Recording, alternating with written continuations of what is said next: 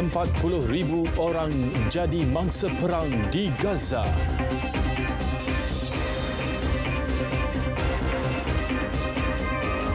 Assalamualaikum, anda bersama dengan saya Muhammad Akhtar Haji Hamzah dalam Dunia 10. 40 orang menjadi mangsa perang di Gaza dan sekurang-kurangnya mereka ini dalam serangan berterusan rejim Zionis di semenanjung Gaza sejak 7 Oktober lalu. Menurut jurucakap Pejabat Media Gaza, Salama Ma'ruf, daripada jumlah itu hampir 26,000 penduduk Palestin cedera manakala lebih 3,000 orang hilang. Manakala seramai 10,328 orang termasuk 4,237 kanak-kanak, 2,719 wanita dan 631 warga emas terbunuh sejak konflik terbaru tercetus. Tambah beliau, jumlah kematian itu termasuk 1,021 penduduk di Bandaraya Gaza dan utara semenanjung Gaza selain 49 wartawan terbunuh. Selain itu, seramai 192 kaki tangan perubatan dan kesihatan terbunuh, 40 ambulans musnah dan 113 institusi kesihatan rosak teruk, manakala 18 hospital dan 40 pusat kesihatan tidak lagi berfungsi. Zionis telah melakukan 1,071 pembunuhan beramai-ramai terhadap keluarga Palestin, sementara 1,5 juta penduduk hilang tempat tinggal. Rejim Zionis kini menyasarkan terowong dan struktur markas Hamas di utara Gaza, iaitu fasa seterusnya peperangan dengan Hamas. Menteri Pertahanan rejim Zionis meluluskan pelan operasi lanjut bagi tindakan ketenteraan di bandar Gaza dan utara semenanjung Gaza. Menurut sumber, operasi penggempuran itu mungkin mengambil masa beberapa bulan untuk diselesaikan. Dengan angka korban di Gaza melebihi 10,000, rejim Zionis berdepan tekanan diplomatik yang memuncak bagi gencatan senjata kemanusiaan. Kereta-kereta kebal Zionis kini juga semakin menghampiri pusat bandar Gaza. Namun, ia berdepan tentangan hebat daripada anggota Hamas yang menggunakan rangkaian terowong tersebut untuk melancarkan serangan. Tentera rejim Zionis dilaporkan menggunakan alat letupan untuk memusnahkan lebih 100 terowong setakat ini. Sementara itu, beribu-ribu rakyat Palestin berlindung di Hospital Al-Shifa yang merupakan pusat perubatan terbesar di semenanjung Gaza menerima arahan pemindahan oleh rejim Zionis. Tentera Zionis menuduh Hamas menggunakan hospital utama di Gaza sebagai perisai untuk operasinya. Menurut pegawai kesihatan hospital itu, kini menempatkan hampir 50,000 penduduk Palestin yang kehilangan tempat tinggal.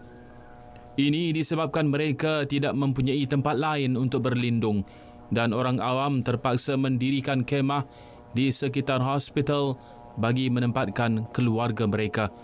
Malah, gerai makanan dan pakaian turut didirikan di sekitar hospital. Dalam pada itu, Ketua Pertubuhan Kesihatan Sedunia WHO menzahirkan ucapan takziah kepada Doctors Without Borders (MSF) selepas Badan Bukan Kerajaan NGO itu mengumumkan kematian ahli pasukan dalam serangan udara tentera Zionis di Gaza.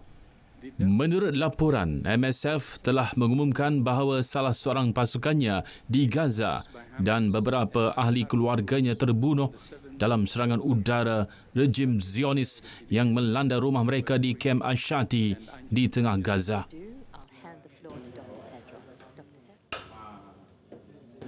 Malaysia akan laksana tanggungjawab sebaik mungkin dalam menyuarakan pandangan berhubung krisis di Palestin pada sidang Minggu Pemimpin Ekonomi Kerjasama Ekonomi Asia Pasifik APEC di San Francisco, California, Amerika Syarikat minggu depan. Perdana Menteri Datuk Seri Anwar Ibrahim berkata bagaimanapun perkara itu akan dibincangkan dengan beberapa negara rakan terlebih dahulu.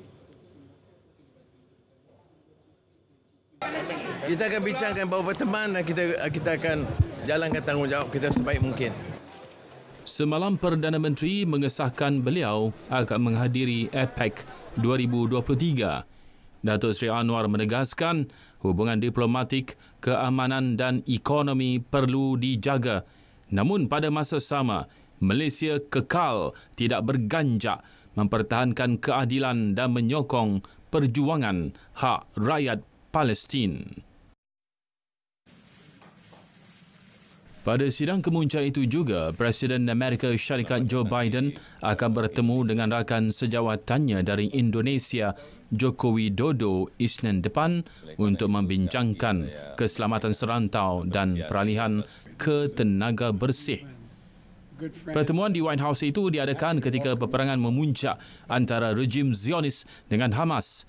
Indonesia sebelum ini mengecam serangan ke atas Gaza sambil menyuarakan sokongannya kepada penduduk Palestin.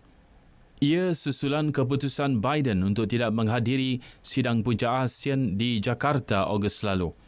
Di sebalik perbezaan itu, Washington tetap berminat untuk mengukuhkan kerjasama keselamatan dengan Jakarta untuk menangani pengaruh China yang semakin meningkat di rantau ini.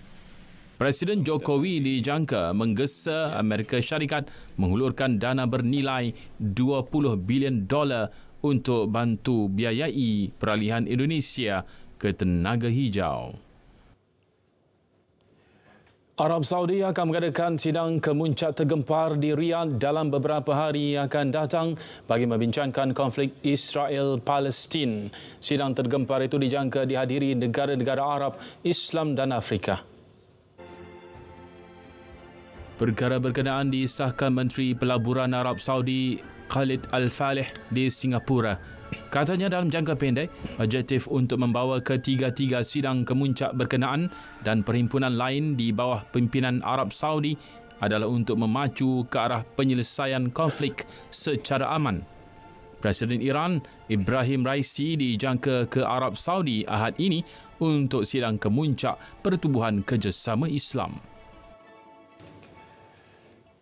Kementerian Luar China berkata pihaknya tidak mahu campur tangan mengenai Amerika Syarikat yang membeli makanan laut daripada negara Jepun meskipun tindakan itu bertentangan dengan China. Ini selepas Amerika buat pertama kalinya mula membeli makanan laut Jepun untuk dibekalkan kepada tenteranya. Sebelum ini, China mengenakan larangan ke atas produk sedemikian selepas Tokyo mengeluarkan air terawat dari loji nuklear Fukushima-nya ke laut. China pernah menjadi pemberi terbesar makanan laut Jepun, berkata larangannya adalah disebabkan kebimbangan keselamatan makanan.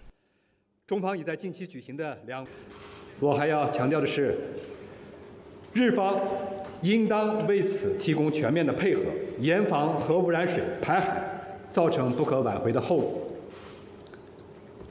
关于你提到的美国驻日大使的相关言论，我要说的是，外交官的职责是促进国家间友好，而不是抹黑他国、搬弄是非。 Badan Pemantau Nuklear Pertubuhan Bangsa Bersatu PBB memberi jaminan keselamatan pelepasan air yang bermula pada Ogos daripada loji yang musnah akibat tsunami 2011. Menteri Perdagangan G7 pada 29 Oktober menggesa pemansuhan segera larangan ke atas makanan Jepun. Gempa bumi berukuran 6.9 pada skala Richter melanda wilayah Maluku, Indonesia sebentar tadi. Menurut Jabatan Meteorologi Malaysia, Met Malaysia, pusat gempa itu terletak kira-kira 353 km tenggara dari Ambon, Indonesia. Bagaimanapun setakat ini tiada ancaman tsunami kepada Malaysia. Sebelum itu, satu gempa bumi turut berlaku di 346 km tenggara dari Ambon, Indonesia. Gempa bumi kuat bermagnitud 7.1 telah berlaku di Laut Banda pada pukul 12.52 tengah hari.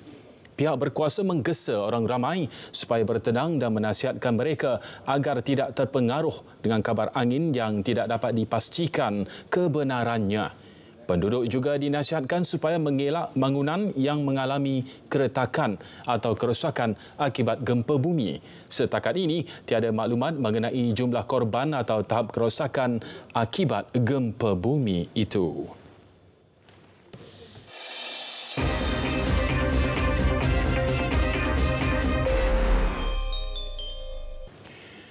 Bola sepak Piala AFC, Sabah FC bakal turun dengan misi memburu 3 mata berdepan Hai Pong FC malam esok bagi mencerahkan peluang layak ke pusingan seterusnya. Aksi ini juga sebagai membalas dendam kekalahan 2-3 kepada kelab Vietnam itu di gelanggang lawan pada Oktober lalu.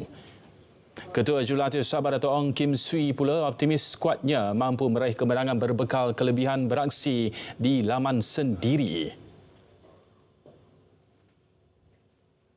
Jadi yang penting apabila kita bermain dengan Hai Pong di Vietnam, selepas itu kita menjalani latihan seperti biasa dan kita mengekalkan intensiti tertentu, di mana ini pasti akan membantu kita walaupun tanpa perlawanan yang begitu lama.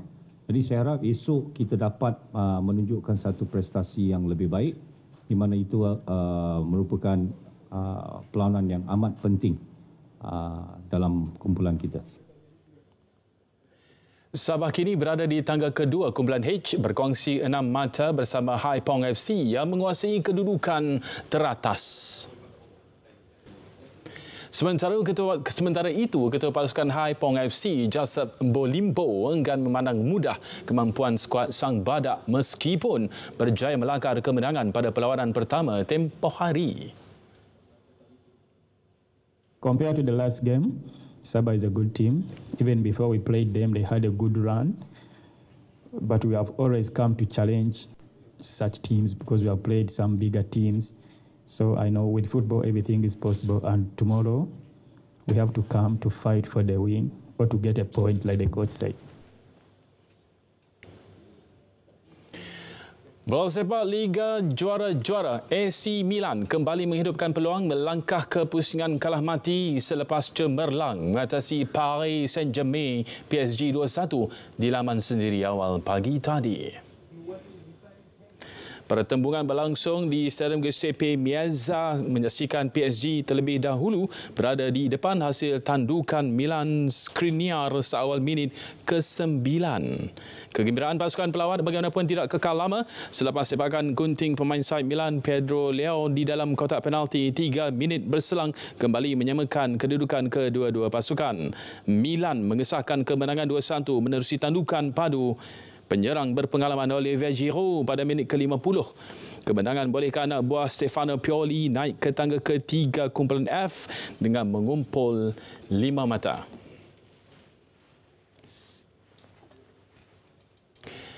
Malaysia terus beri sokongan dan bantuan selain berdoa untuk rakyat Palestin yang ditindas rejim Zionis.